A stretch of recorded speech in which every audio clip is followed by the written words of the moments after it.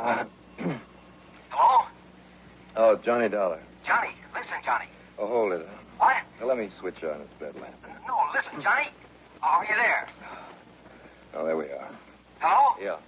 Listen, this is Terry Holmes, Star Mutual Insurance. What, at this hour? Listen, will you? I'm at a party, or what was a party. I want you to come over here right away. Oh, thanks, Terry, but I just had one. No, you don't understand, Johnny. I understand that unless I get some sleep, I'm going to feel mighty lousy in the morning. Johnny, this is business. At 2 a.m.? Yes, put on some clothes and get over here right away. Get over where? The Chadwick residence, Mr. and Mrs. Bruno Chadwick, out here on Weathersfield Avenue. Out a ways beyond Colt Park. Chadwick? Yes. That great big mansion, that... Yes, that's the one. The big colonial job that sits back from the street about a quarter of a... Well, you know where it is, so come on. Well, who got murdered? Nobody, but the company will probably murder me if we have to pay off all the claims on this Well, one. now, what kind of claims? On what, Terry? On the biggest jewel robbery that has ever been pulled in this town. Happened just 4, 5, 6 minutes ago. Have you called the police? Yes, we've called the police. Now get out here, will you? Johnny. All right, Terry, all right. Right away.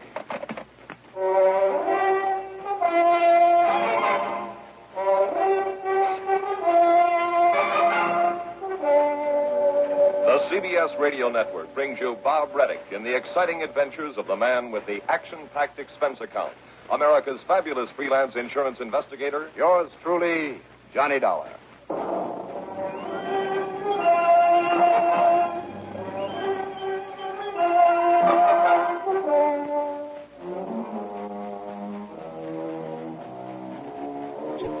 Expense account submitted by Special Investigator Johnny Dollar to the Star Mutual Insurance Company, Home Office, Hartford, Connecticut. Following is an account of expenses incurred during my investigation of the touch-up matter.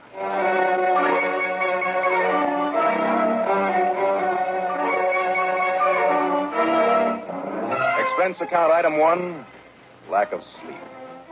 I hauled myself out of bed, got dressed in a hurry, and then used my own car to drive to the Bruno Chadwick south of town, just off Weathersfield Avenue. Mansion is right. The big old home is one of the local showplaces. Must have 35 or 40 rooms. It's just as good as the day it was built. Instead of the butler, Terry Holmes let me in the front door. He led me across the marble floor of the entrance hall and then into a huge mahogany-paneled library. Okay, now sit down, Johnny, and let me tell you what's happened. All right. Only hadn't I better check in with the police? Who's in charge? Lieutenant Barney McQuaid. But now listen. Now, where are they? In the music room with the Chadwicks and all their guests. But I can tell you what's happened in half the time it would take you to get it out there with all those excited, chattering females all trying to talk at once. You should hear them, yakety, yakety, yakety. So what females, Terry? This party's the Chadwicks' 40th wedding anniversary. The guest list, and I don't know how I ever happened to be on it. Well, the guests include most of the richest, wealthiest people in Hartford. Real big money. Mr. and Mrs. Lloyd Augustus Brownfield, for instance. Oh, the stock market millions? Yes, and the Fritz Melchiors, the Lawrence Comstocks, Kenneth Gordon Hodge, that old dowager Marianne Hooper, half a dozen more. Just think of money and you've got the whole list.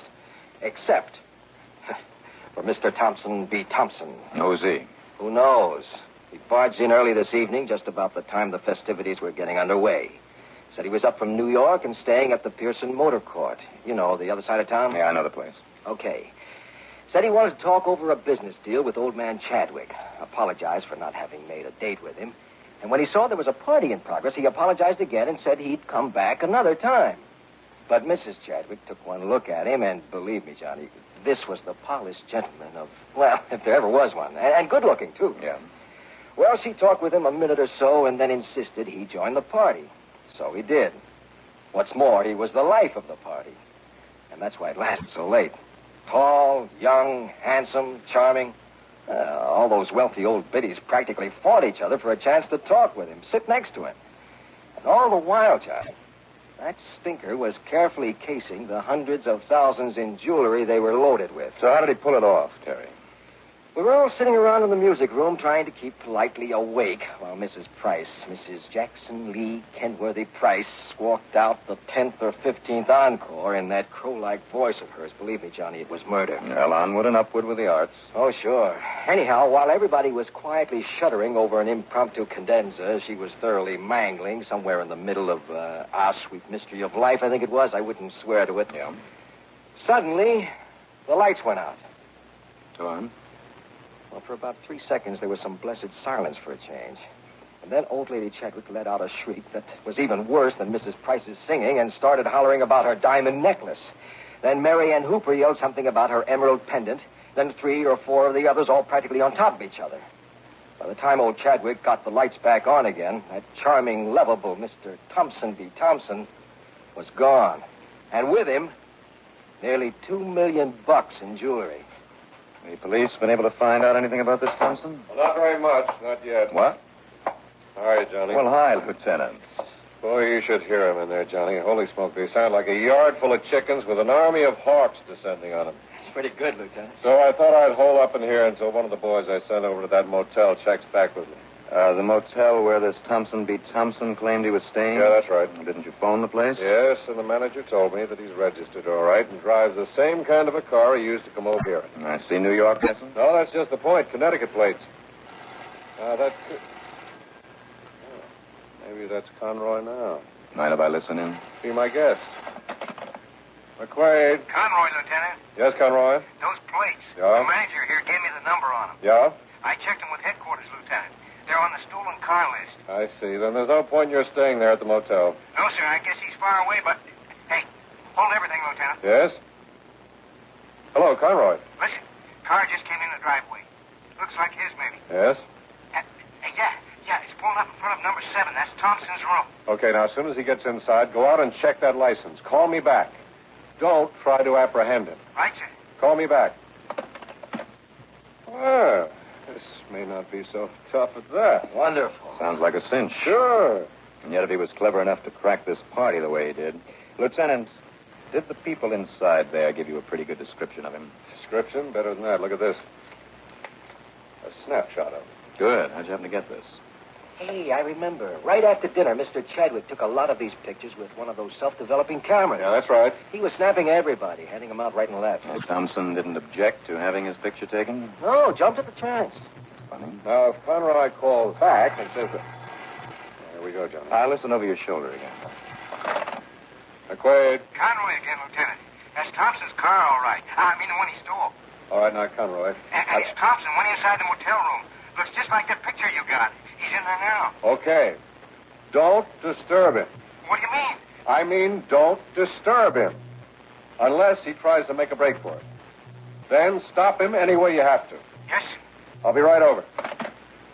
Okay, Johnny. Want to be in on an easy kill? Easy kill, huh? Absolutely. Any bets?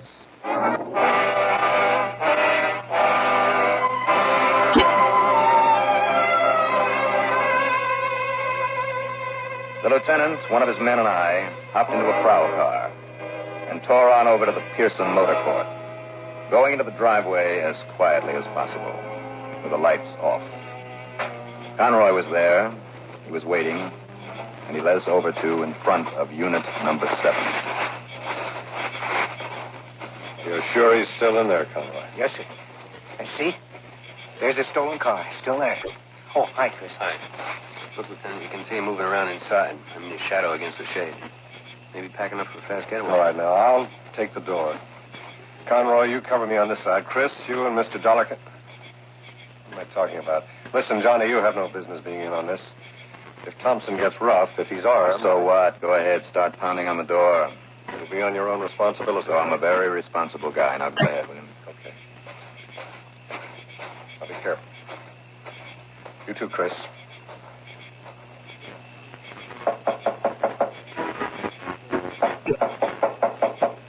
Thompson? Come on, Thompson. We know you're in there. Open up. This is the police, Thompson. You open this door or do we shoot our way in? Well? Boys, hit the door. Okay, Lieutenant. All right, Thompson, come on. Now, what the devil? Well, Lieutenant, it looks though a bird has flown the coop. Shadow I saw from the outside. Here, Chris. On top of this lamp. This little pinwheel affair. Yes, you're right, Johnny. Heat from the lamp makes it turn, cause the moving shadow that we saw there on the window shade. Well, I'll be a monkey's uncle. Well, here's how he got out, Lieutenant. With this open window back here. Yes, for once, you're right, Conroy. Question is, when? Well, now, what do you know? Maybe I better go out and keep an eye on his car, Lieutenant. Yeah, do that, Chris. Well, Conroy, thanks to your stupidity. Oh, now, Lieutenant. Okay. I'll have to admit you couldn't watch both sides of this place at once. Anyhow, our friend Thompson is safely away with 4 necklaces, 1 emerald pendant, 1 bracelet, 1 brooch, Lieutenant. Yes, that's exactly what. Dollar. Johnny, where'd you get those? Lying here on the floor under the table. Anything missing? 3, the pendant. Did you know the emerald in this thing is worth nearly $500,000, Johnny? I can believe it. And this. Oh, this son of a gun, it's all here. You know why, Lieutenant? Because he must have somehow found out that I was outside, keeping an eye on him. So what happens? He knows he can't get away with it, so he drops the loot and he makes a break. I hate to admit it, Conroy, but you're probably right. For once, your stupidity paid off. Oh, Lieutenant, what do you mean, my stupidity? Well, possibly what the lieutenant means is the way you parked your police car right there at the side of the driveway, Huh? where Thompson couldn't help but see it when he drove here. Oh, well. Don't bother with excuses, Conroy. There are none for a boner like that. Yes, sir. Well, shall we get this stuff back to the owners?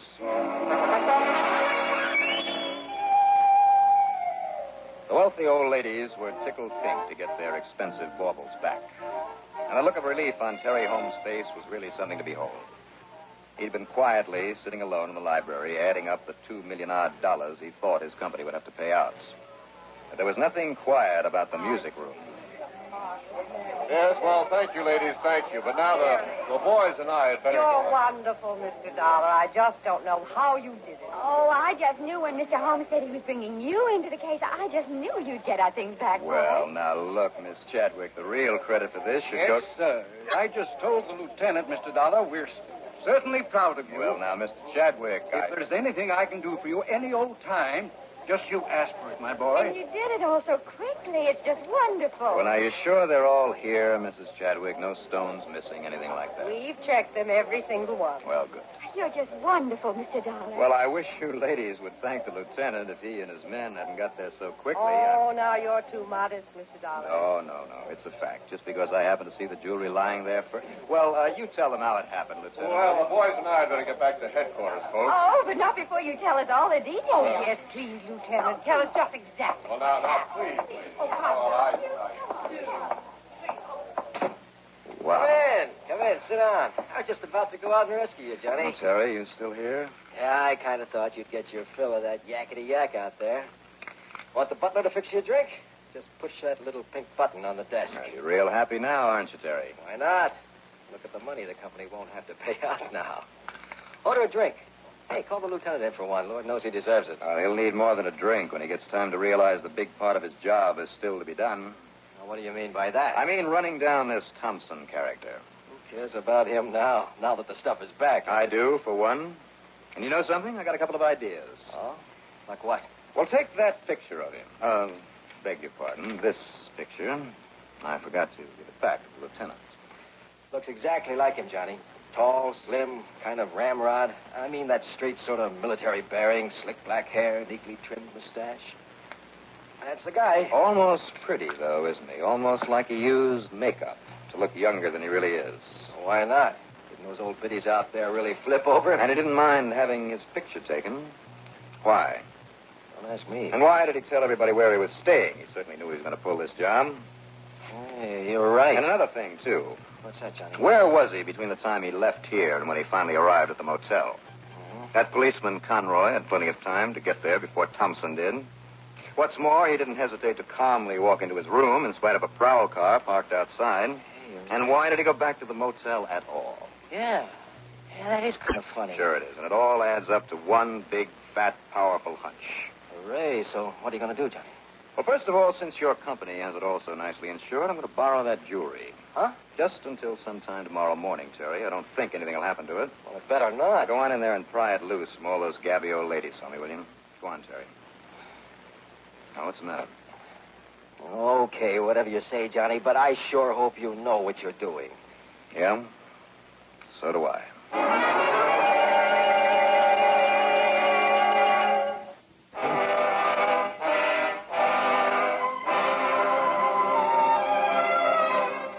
9:30 the next morning, I dropped in at the small store of a jeweler by the name of Caldwell.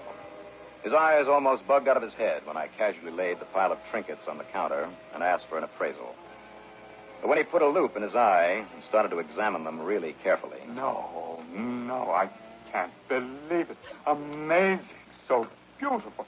But I can't believe it, Mr. Dollar. You can't believe what? Paste imitations, but the most magnificent imitations I ever saw. To gain time. And the setting's the work of an artist. Sure, to gain time. What's it? He knew that nobody would ever question these until they were sent in to be cleaned, whatever that might be. Well, I don't understand, sir. So he'd have all the time he needed to leave town quietly without any excitement or any suspicion. Mr. Dollar... This which might not be realized for months. Well, I'm afraid I don't understand. Huh? Good morning, Lieutenant. Miss Powell, Dollar, I've been looking all over for you. Yes, and knowing I had the jewels with me, started looking in all the jewelry stores. That's right. Well, I hope not too many of them. What? Here, would you like to return these to the owners now? Sure, only Except for Mrs. Chadwick, so I'll take her necklace back myself. I'll see you, Lieutenant. Well, now, wait a second, I'm Johnny. sorry, but I don't think I'd better waste any Johnny, time. Mr. Caldwell, maybe you'd better tell him about those jewels. I certainly shall. Huh? Now, Johnny!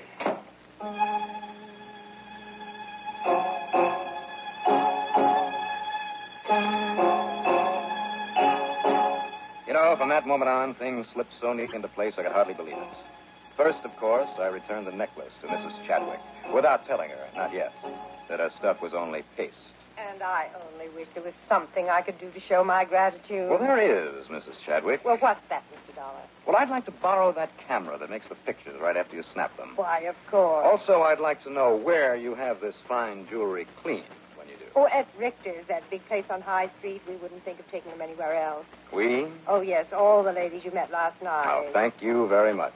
What?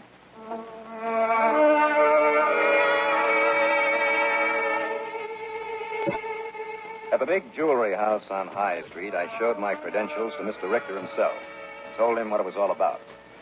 He was a bit shook up for a moment, and then he led me into a large, well-lighted shop at the rear.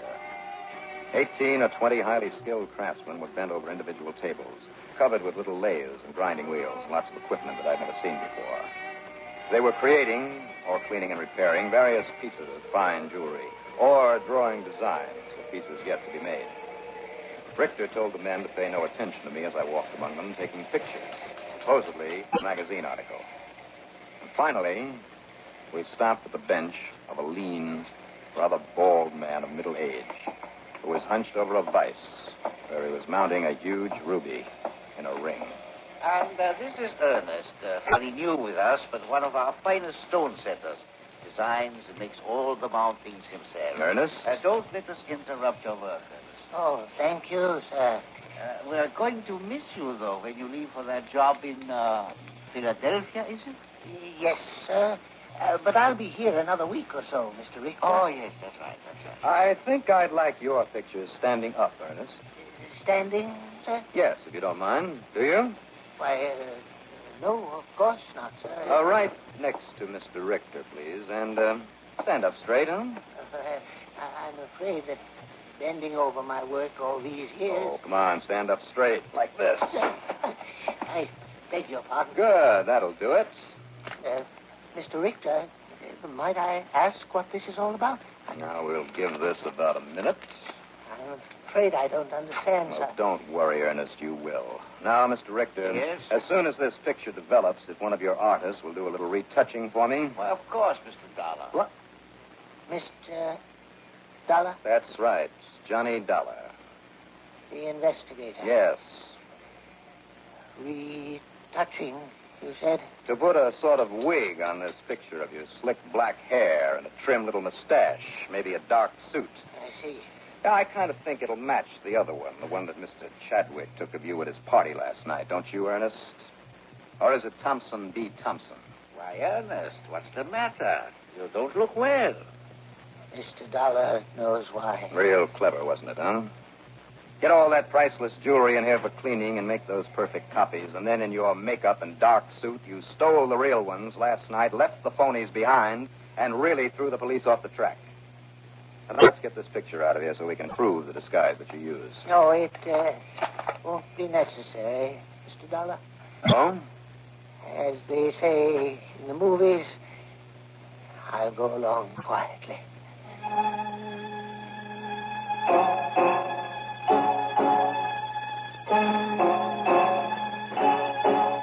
The gems he'd stolen, we picked them up at the apartment, and then took them along to police headquarters. It's funny, Lieutenant McQuaid even forgot to bawl me out for having kept that first picture of Ernest. Expense account total? What expense account? But believe me, I want a nice fee on this one. Yours truly, Johnny Dollar.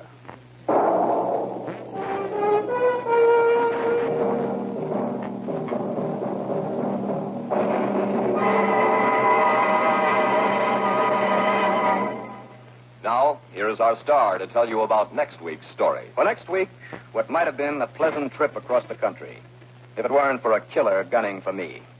Join us, won't you? Yours truly, Johnny Dollar.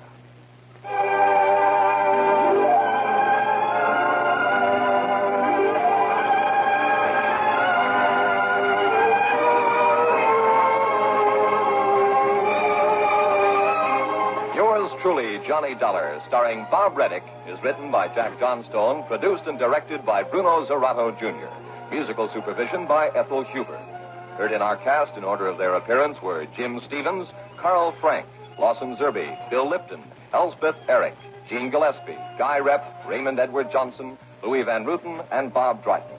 Be sure to join us next week, same time, same station, for another exciting story of yours truly, Johnny Dollar.